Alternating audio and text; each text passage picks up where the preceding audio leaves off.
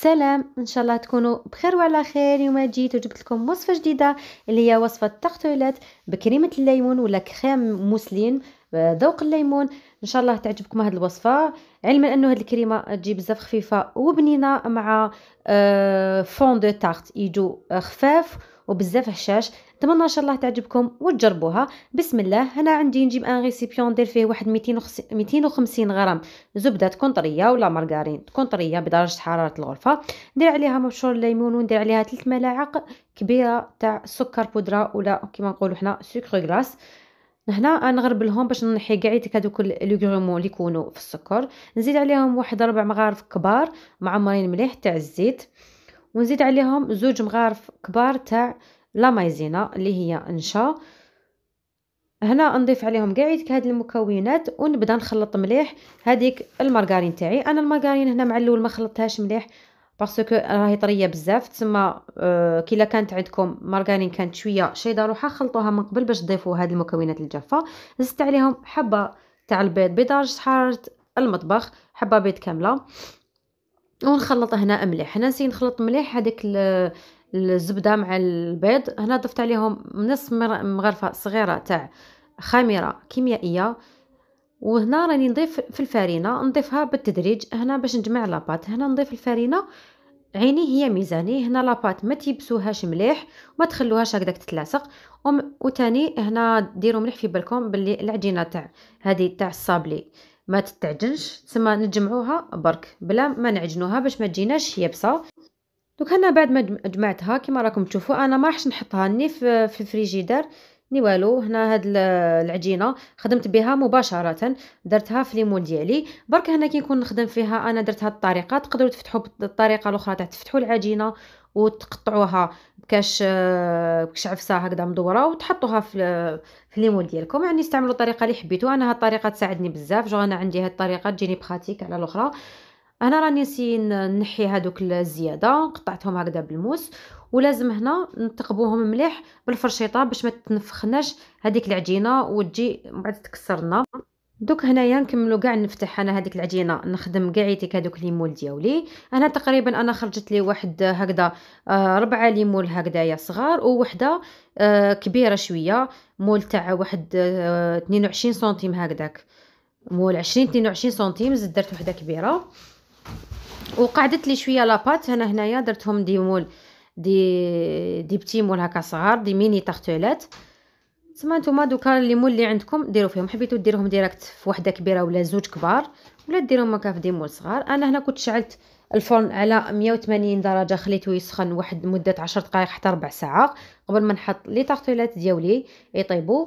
هنا بالنسبه لمده الطهي انا خداو لي واحد تقريبا نص ساعه في الفرن باش طابوا لي. انا خليتهم يتحمروا مليح، طابوا مليح من تحت ومن بعد شعلت لهم شويه من الفوق باش كملوا تحمروا. دوكا هنا ندوزو لكريمه الليمون. انا هنا كنت درت 2 حبات بيض كاملين ومبشور الليمون. هنا تقطع لي المقطع تاع كي درت فيه الحبه تاع البيض الاولى. ضفت عليهم كاس غربع تاع سكر حبيبات يعني سكر عادي. هنا الكميه تاع السكر تقدروا نتوما تتحكموا فيها كل واحد كيفاش يحب الكريمه ديالو. هنا درت واحد 2 مغارف كبار معمرين مليح تاع لا مايزينا ونخلط مليح. هنا قبل ما نضيف عصير الليمون نكون نخلط مليح هذاك البيض والسكر والمايزينا، نخلطهم مليح باش ما يديرولناش هذيك لي غرومون.